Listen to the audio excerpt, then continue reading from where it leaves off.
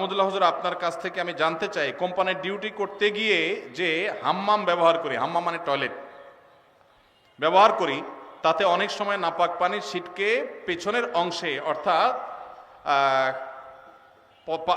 পাছায় লেগে যায়।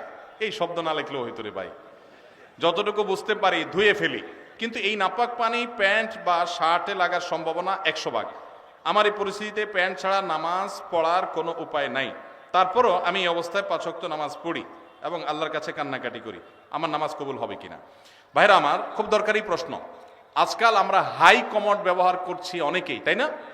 হাই কমোডে বিশেষ করে এই সমস্যাটা হয় যে আপনি মলমূত্র ত্যাগ করেছেন, নিচ থেকে ছিটে এসে উপরে পড়েছে। বড় ছিটা যদি পড়ে তাহলে ওইটা আপনাকে পানি দিয়ে ধুইতে হবে। কিভাবে ধোবেন? ওই যে স্প্রে করছেন, সেই স্প্রে পেছনের অংশে, কোমরের অংশে আপনি স্প্রে করে ভালো করে ধোবেন, ব্যাস যথেষ্ট।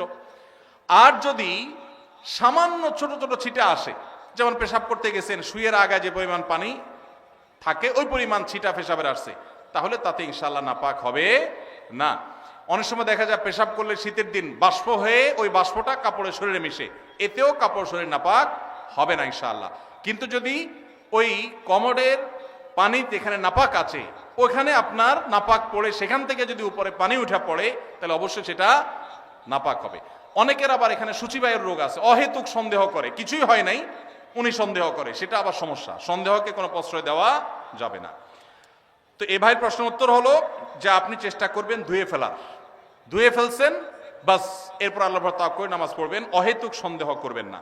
আমার একটা প্রশ্ন, কোনো ব্যক্তি এমন ঋণগ্রস্ত যা পরিশোধ করা কষ্টকর, এক্ষেত্রে ওই লোক ব্যাংক থেকে ঋণ নিয়ে ঋণ পরিশোধ করতে চাইলে সেটা পারবে কিনা জানতে পারলে ভালো হয়। যিনি ঋণগ্রস্ত তিনি ব্যাংক থেকে সুদি লোন নিয়ে যদি ঋণ পরিশোধ করতে যান, তাহলে গাছের গোড়া কেটে আগায় পানি দেওয়া হবে, গোড়ায় কেটে আগা পানি দেওয়া হবে। ঋণ পরিশোধ ভালো কাজ, কিন্তু সুদি কারবার করা ভালো না খারাপ? সুদি কারবার করা কি ভালো কাজ না খারাপ কাজ? শুধু খারাপ কাজ, জঘন্য হারাম। এখন কত হলে আপনি কি করবেন? আপনি চেষ্টা করবেন আপনার জমি জমা বিক্রি করে, কারো কাছে ধার দেনা করে পরিশোধ করা। অনেকে আমার কাছে চিরকুট দেয়, ভাই আমল শিখা দেন, যে আমল করলে ঋণ পরিশোধ হয়ে যাবে। ছাত্ররা চিরকুট দেয়, কালকে বরিশালে প্রোগ্রাম ছিল, চিরকুট লিখে দিছে, কি এমন আমল শিখাই দেন যে পরীক্ষার খাতা উল্টোপাল্টা লিখলে ওটা ঠিক হয়ে যাবে। কত আজগুবি আজগুবি প্রশ্ন মানুষ দিতে পারে। আমি এই প্রশ্ন দেখে বললাম, এই প্রশ্ন বলতেছে এটা একটা ফাঁকিবাজ ছাত্র। ভালো ছাত্র হলে সে পড়ালেখার চেষ্টা করবে, কলম পড়া, ওই ধানাই ফানাই করা, অমুক পিসাবের কাছে যাওয়া পরীক্ষার আগে, এগুলো সব ফাঁকিবাজ ছাত্রদের কাম। ভালো ছাত্র পড়ালেখা করবে, ফাঁকি ঝুঁকি দিবে না, আর আল্লাহর কাছে দোয়া করবে, মুরব্বীদের কাছে দোয়া চাইবে, ব্যাস না। আপনি ধানাই ফানাই করলে এটা আলামত খারাপ। বিধায় একইভাবে ঋণ পরিশোধের জন্য অনেকে বলে, ভাই আমল শিখাই দেন ঋণ পরিশোধ যেন হয়ে যায়। তা আমি অনেককে এরকম হাতের কাছে পেলে জিজ্ঞেস করি, ঋণ কত টাকার? বলে 5 লাখ টাকা। জমি জমা ঘর বাড়ি? আলহামদুলিল্লাহ গর্বিটা আছে। জমি জমা? জমি জমা আছে, কিছু চাষের জমি আছে, ওগুলো বিক্রি করলে কত হবে? ওগুলো তো অনেক টাকার জিনিস, তো সেগুলো বিক্রি করে ঋণ দেন না কেন? না, জমি বিক্রি করে ঋণ দেবো নাকি? মানে আপনি দোয়া শিখাই দেন, ওইটা আমল করলে উপর থেকে আল্লাহ বস্তা ফালাই দিবে, ঋণ দিয়ে দিব, আর আমার জমি আমারটা থাকবে। এই 2 নাম্বারই করলে কোনো কাজ হবে? সাধ্য অনুযায়ী আমার গর্বিটা বিক্রি হলো, আমি ঋণ পরিশোধ করব, তাই বলে সুদি লোন নেওয়া জায়েজ হবে না। এটা অনেক ভাইরা ভুল করেন। অনেক চাকরির ক্ষেত্রে দেখা যায়, যেমন ডিফেন্সের চাকরিতে নবী সাল্লাল্লাহু আলাইহি ওয়াসাল্লামের সুন্নাত দায়ী রাখার জন্য সিনিয়রের অনুমতি নিতে হয়, এবং চাকরির বয়স কম তাই অনুমতি দেয় না। এ বিষয়ে যৌক্তিকতা কি? দেখুন, ভারতে ডিফেন্সে আমরা দেখি শিখরা তাদের পাগড়ি পরে তারপরে সেখানে তারা ডিউটি করতে পারে।